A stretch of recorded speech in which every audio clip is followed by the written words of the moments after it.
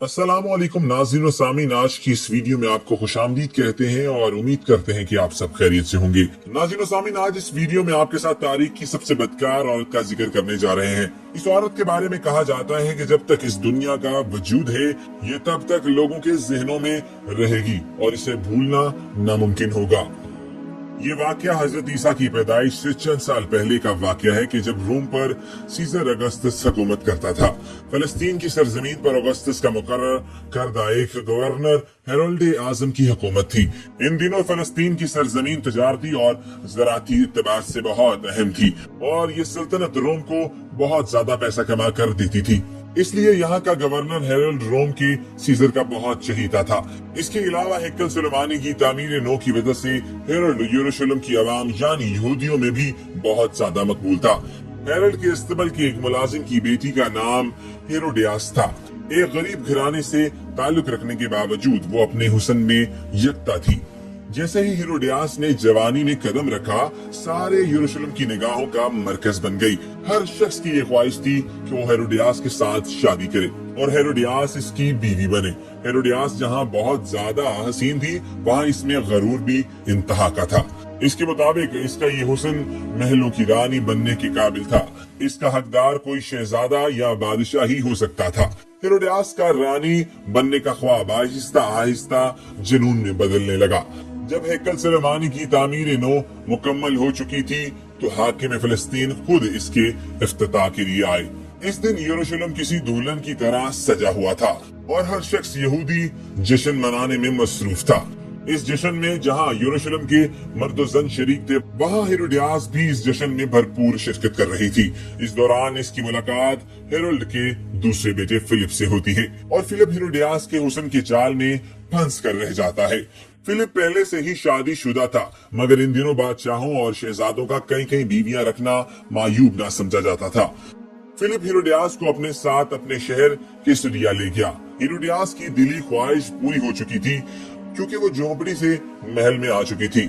इसको हर वो चीज अब हासिल हो चुकी थी जिसके वो ख्वाब देखा करती थी, मगर क्या करे हवस का।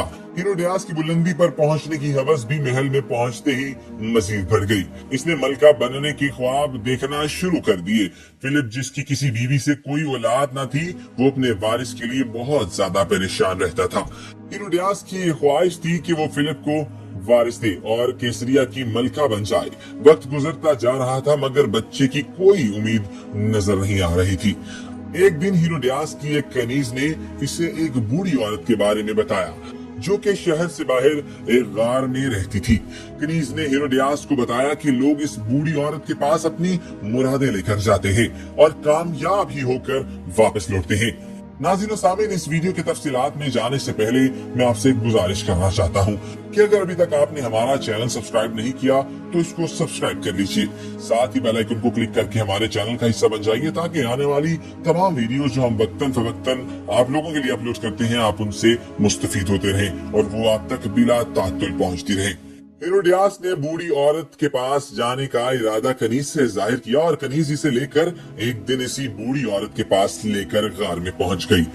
हेरोडियास के पूछने पर बूढ़ी औरत ने इसे बताया कि तेरी औलाद जरूर होगी और वो इतनी मशहूर होगी कि तेरी औलाद को लोग रह के दुनिया तक याद रखेंगे। बूढ़ी औरत की इस पेशन गोई पर हेरोडियास बहुत खुश हुई। अभी इस खुशी में ही थी कि बूढ़ी औरत ने इसे बताया, लेकिन तेरी औलाद अपने गुनाहे अजीम की वजह से याद रखी जाएगी। हेरोडियास ये सुनकर वापस चली आई और चंद ही दिनों बाद हेरोडियास इस उम्मीद से हुई और इसके घर एक लड़की पैदा हुई जिसका नाम सलोमी रखा गया।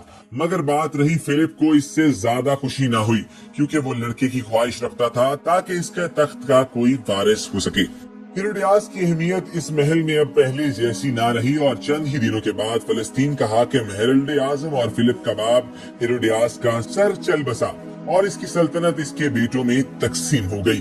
फलस्तीन की तकसीम में से छोटा हिस्सा फिलिप के हिस्से में आया और सबसे ज्यादा आमदनी वाला हिस्सा जो फिलिप के छोटे भाई एंटीपास के हिस्से में आया। जिसे हेरोल्ड सानी भी कहा जाता था। हेरोडियास और एंटिपास की पहली मुलाकात हेरोल्ड आजम की तदफीन के मौके पर हुई। एंटिपास एक नौजवान और मजबूत जिस्म का मालिक था। वो पहली ही नजर में हेरोडियास के इश्क में मुब्तला हो गया। ये हेरोडास की ही अदाएं थी जिसने एंटिपास को इसका दीवाना बना दिया।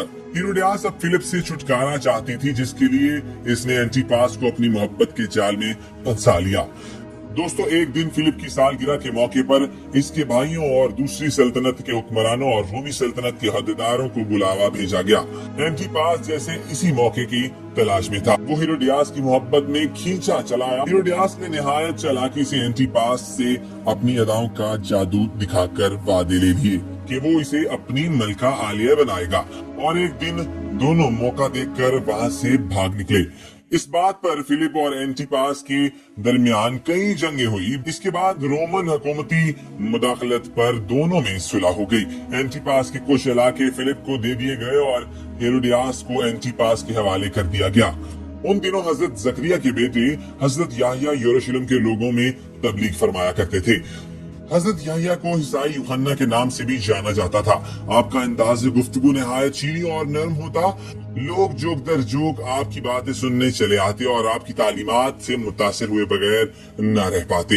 इन दिनों ज्यादातर यहूदी आलम रूमी सल्तनत के पिट्ठू होते थे और हक की बात कहने से घबराते थे, लेकिन हजरत याहिया हर खौफ से पाक और अपने लोगों की तबलीग किया करते थे, और आप खुले अल्फाज में बादशाह एंटिपास के इस अमल की मुखालफत करते थे। उनका ये भी कहना था कि इसने अपने भाई की बीवी को भगाकर इससे शादी कर ली। बादशाह एंटिपास ने इस जानिब तो कोई तवज्जो न दी, मगर हेरोडियास जो कि सल्तनत की मलका थी, उसने आपको गिरफ्तार करने का हुक्म दे दिया और आपको अपने बाग की सैराबी के काम पर लगा दिया।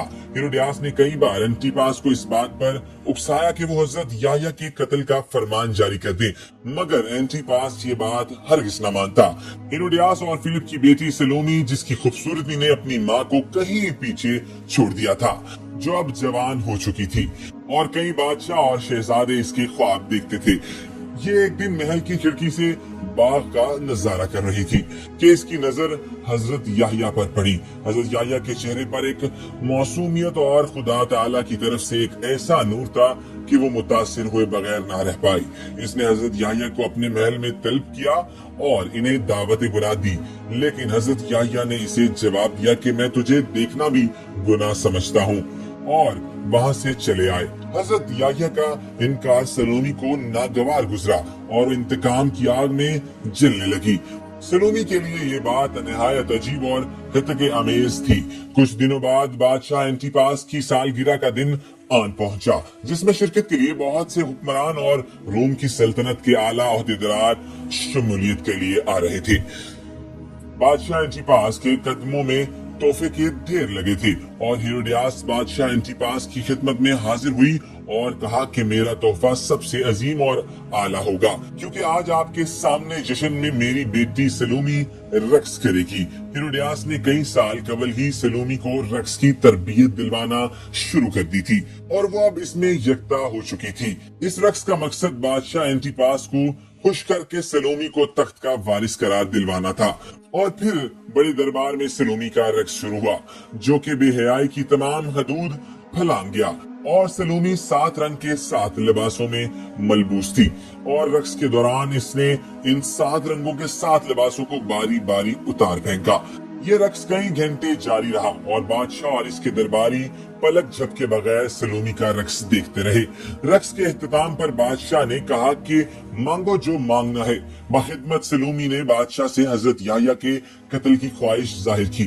बादशाह चाहते हुए भी इनकार न कर सके, क्योंकि वो भरे दरबार में वादा कर चुका था, और यूं इस बदबख्त औरत की ख्वाहिश पर हजरत याहिया की शहादत हुई।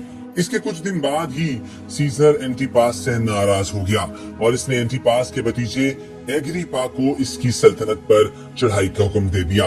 एग्रिपा ने एंटिपास को शिकस्त फाश दे दी और एंटिपास और हेरोडियास को जंजीरें पहनाकर सरेआम रोम ले जाने का हुक्म दे दिया।